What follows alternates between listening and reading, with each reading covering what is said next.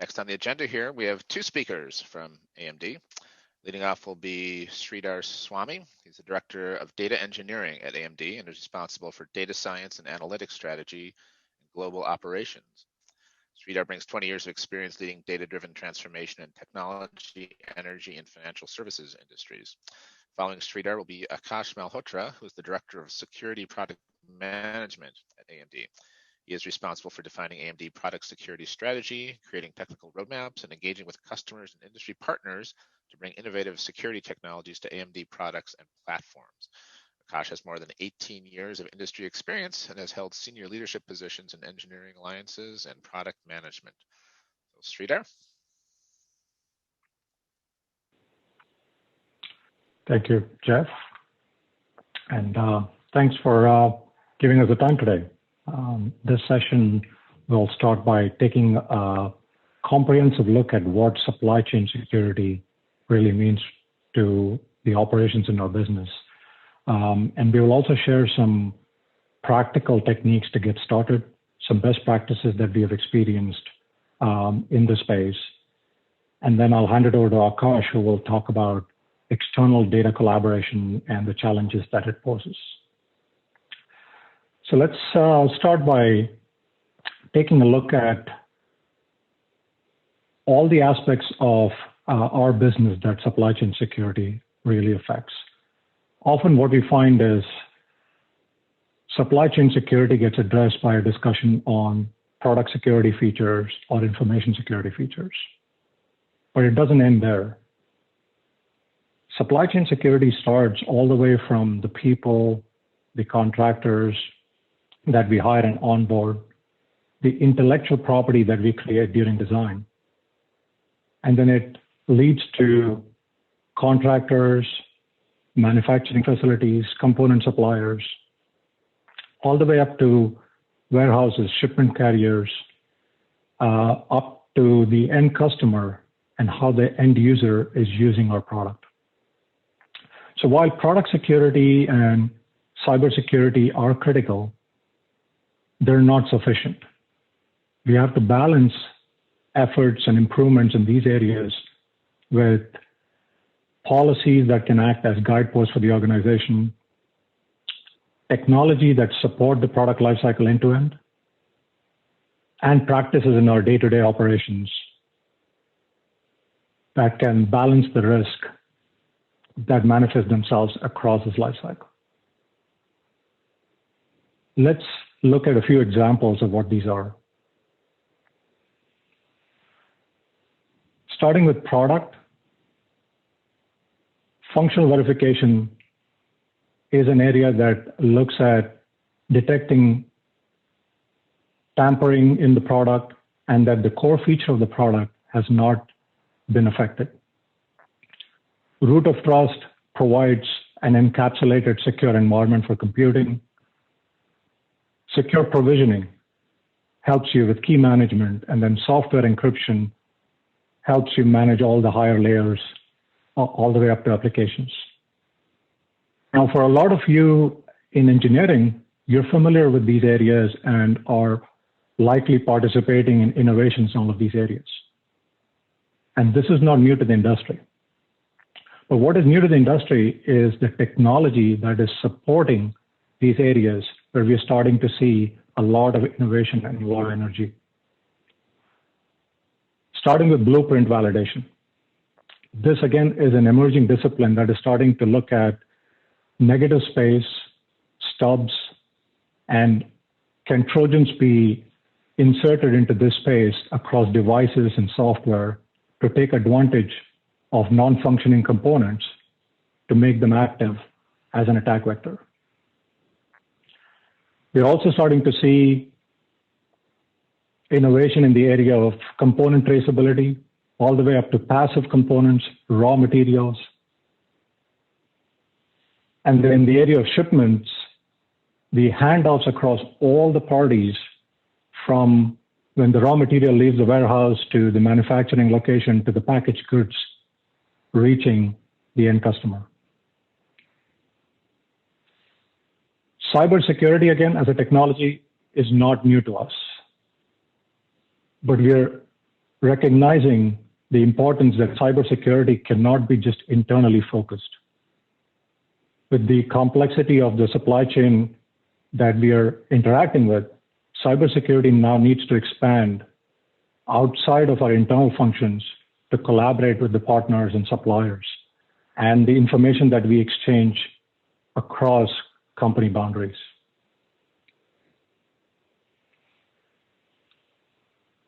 Balancing all of this improvement areas in product and technology is where policy and operations come into play.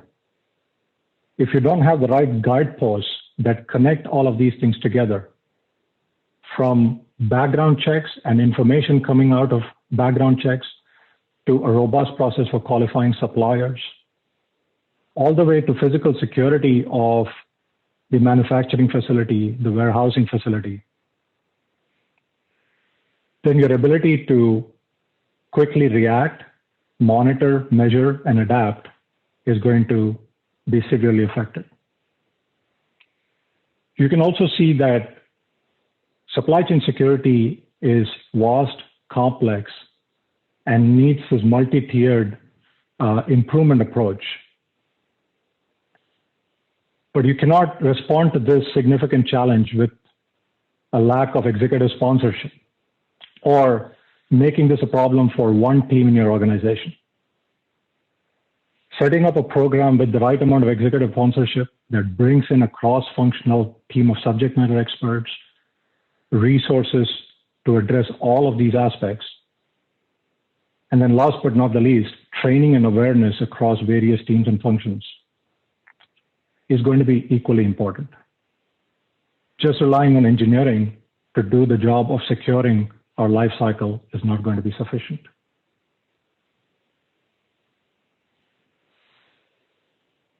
Now we understand that this is a complex landscape and there are significant challenges.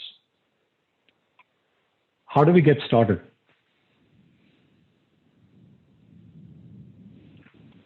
There are two techniques that we find extremely helpful to apply to this space. And these are techniques that you're familiar with and you've used in other parts of your business. First, the risks, the severity, and the impact that this landscape poses is unique to every product and every business in this space. So what we find extremely useful is to start with a risk management assessment of the gaps that we have, the risks, and the severity of the impact. Clearly, we cannot invest the same amount and at the same speed to all of these areas. And what you need to improve and what you need to invest on depends on the unique nature of your product and your business. Once you have a good view to make an informed decision on where the gaps are and where you need to put the effort, then the next technique and framework that we find is extremely helpful is integrating the data that all of these operations generate into a unified analytics framework. If you have the risk management foundation coupled with the analytics framework in place, then it gives you a lot of tools to apply depending on what is the right fit for that part of the operations. You could apply real-time process controls to your device manufacturing, your device testing flow.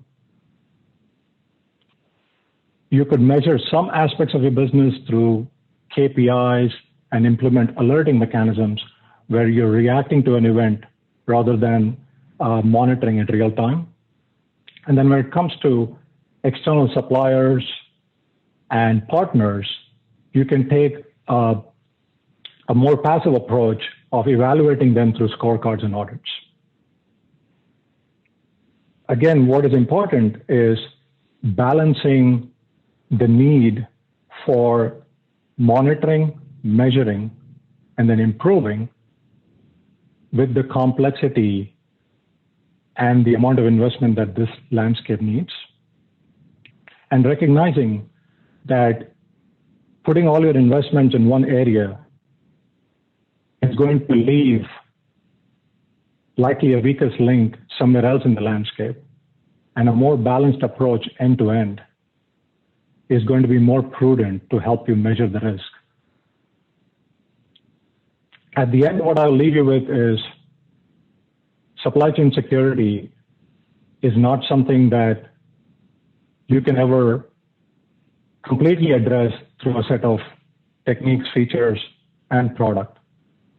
As your product evolves, as your architecture evolves, as manufacturing technology evolves, the nature of risk that this security poses is going to change. And the best tools and techniques that you have to keep up with this challenge is a combination of risk management and data-driven analytics. Before I hand it over to Akash to talk about some of the challenges on external data sharing, maybe we'll take some questions.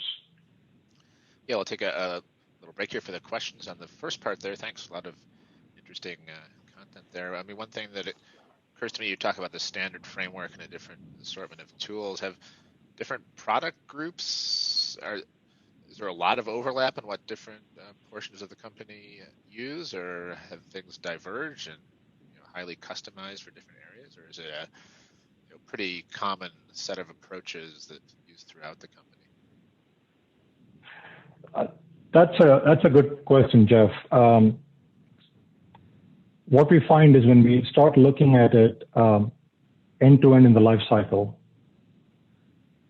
the nature of CAD design methodologies and the tools that they rely on is not going to be the same as a packaging methodology and the tools that an OSAT relies on. What we find works best is build on incrementally.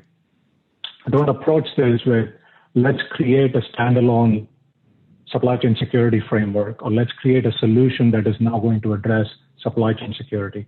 But instead, build upon the data systems that are already in place to manage your CAD EDA operations. Build upon the data systems that are already in place to manage your packaging operations at OSAT, but invest in connecting them together so that then you can measure the health more holistically.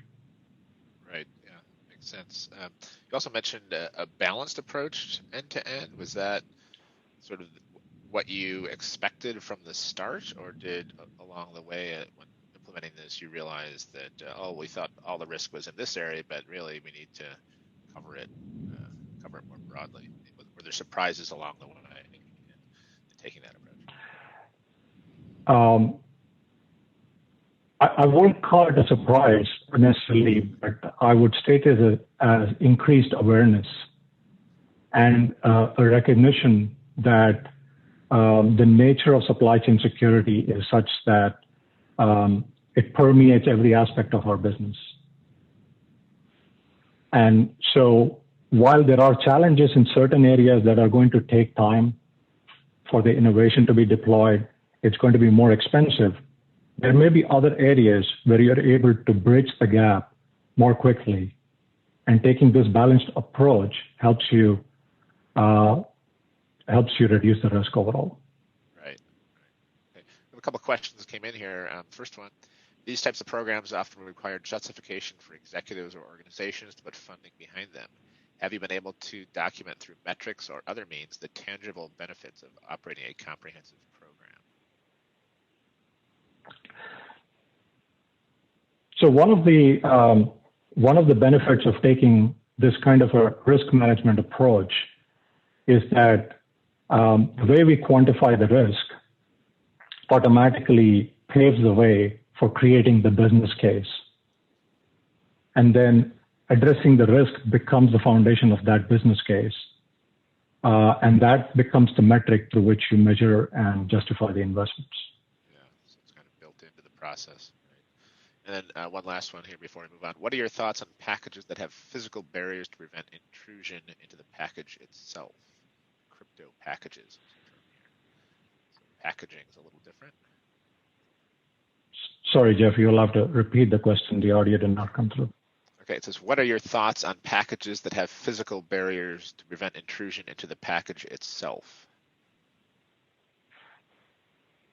So again, that would be an example of a packaging technology that we may look at And the decision on how useful they are depends on the product line, the market segment, and the nature of the use of that product. And our perspective is that while that may be useful for one product line, one market segment, it may not be as critical and may not be as required for another product line and other market segment. And that's where the balanced approach using the risk measurement framework helps us decide how much of these technology to adopt, how much to invest, and where to use it in our products. Okay, thanks. So there's the questions on the first half here, so we'll move on now and hand it off to Akash. Thank you. Next slide. Thank you. So I would like to talk today about how the secure supply chain is perceived in the ecosystem. Yeah, packaging, manufacturing, those things are definitely a very important part of it, but I would like to bring some attention to the work that needs to be done or is being done at different points of the supply chain. So this picture, even though it represented what Sridhar showed it as the supply chain line for AMD, this is a perfect picture that even goes exactly how an OEM supply chain will look like. It involves manufacturing, design, it has the same problems, as well as it has a customer.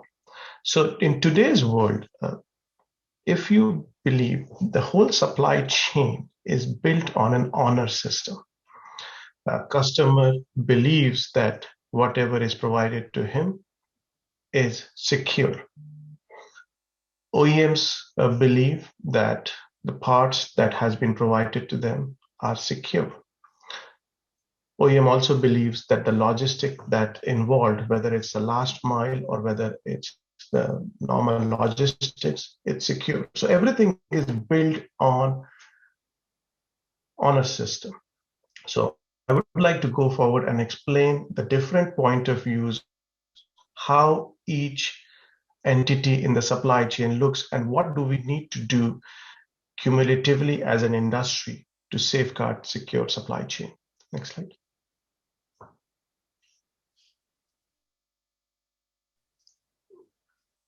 Okay, so this is a very interesting one needs to see end customer. Now, end customer could be an individual entity who is buying systems from a website, or end customer could be an IT decision maker who is managing 100,000 systems in an enterprise. So in today's world, when you get a laptop or a device as such, there are two kinds of trust. First, the system might tell you, I am safeguarded. It has run some checks on it and says, okay, I am safeguarded. You throw up something on the screen, it is protected, and customer gets a feel-good feeling. The other one is an implicit trust. Again, built on honor system, is it runs through the whole boot path and it launches the device, powers on, everything is good. You believe everything is safeguarded here. So there are two kinds of trust, but again, it's an honor system. Now the complexity starts going more and more. In explicit or an implicit trust, customer has no visibility of what is verified.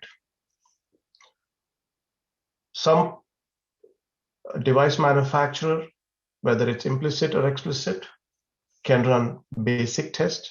They can just use chassis number, part number, maybe a firmware version. Somebody can do a very deep diagnostic check of looking into it. But in either scenario, end customer has no visibility of what's happening at the background.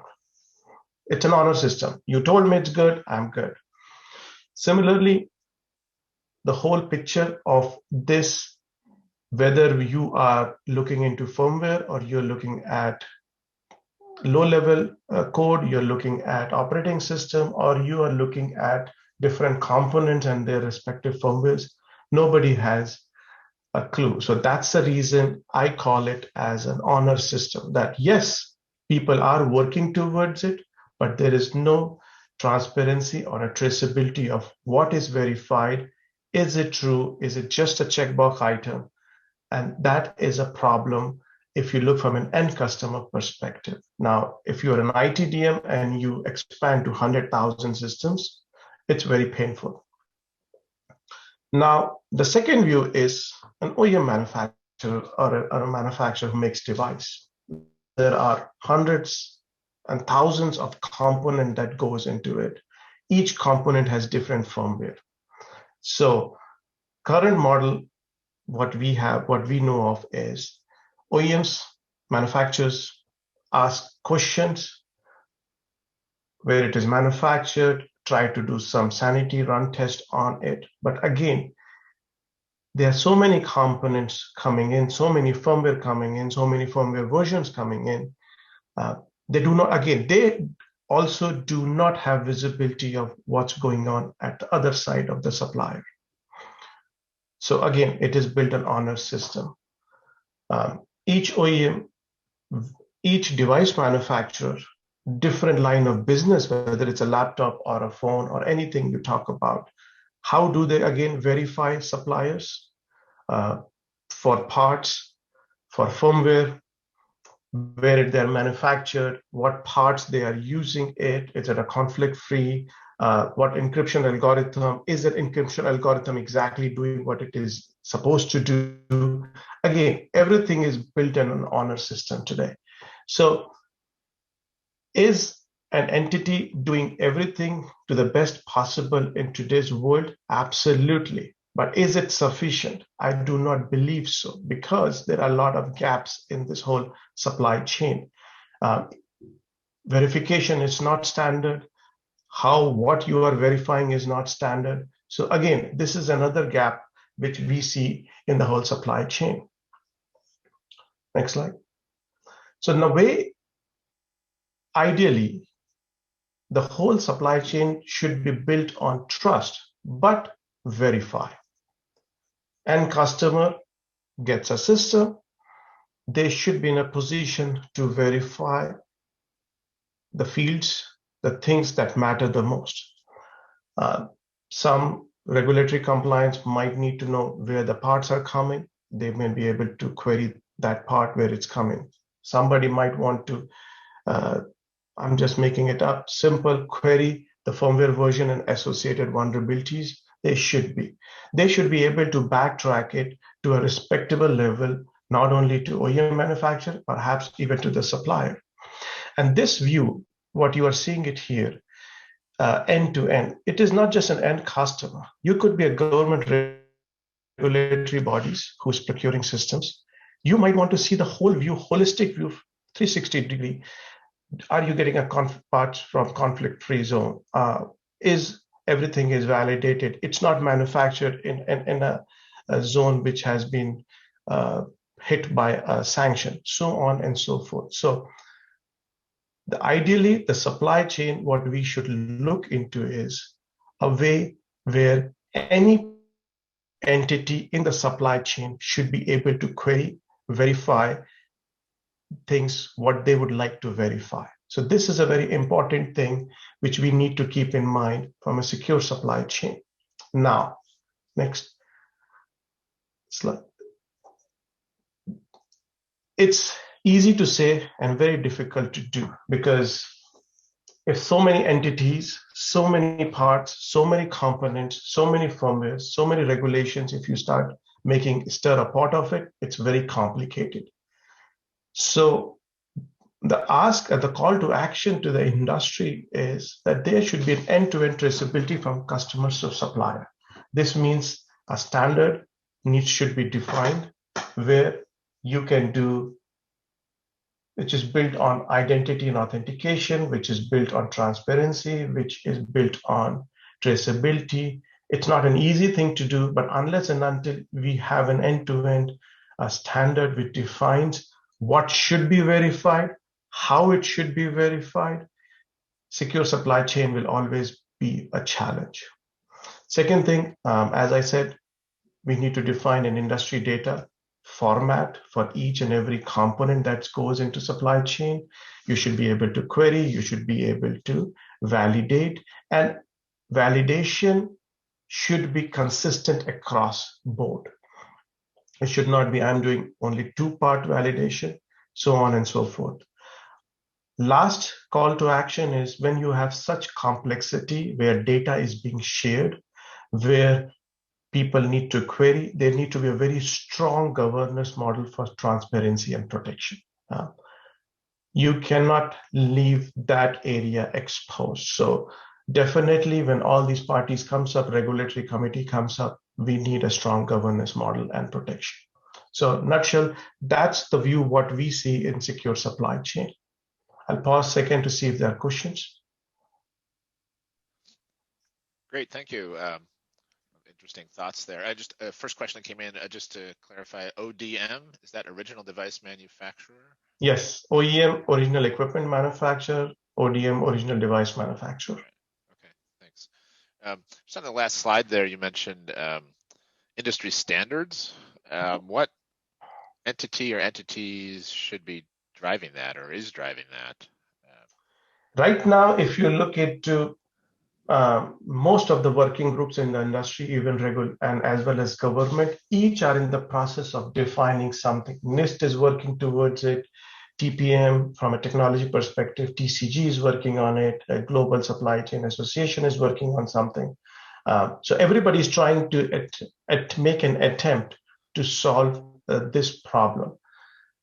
Even if you talk about the server OCP world is doing something else, so on and so forth. Yeah. The idea is that every standard should come together to define end-to-end, not just for their line of business.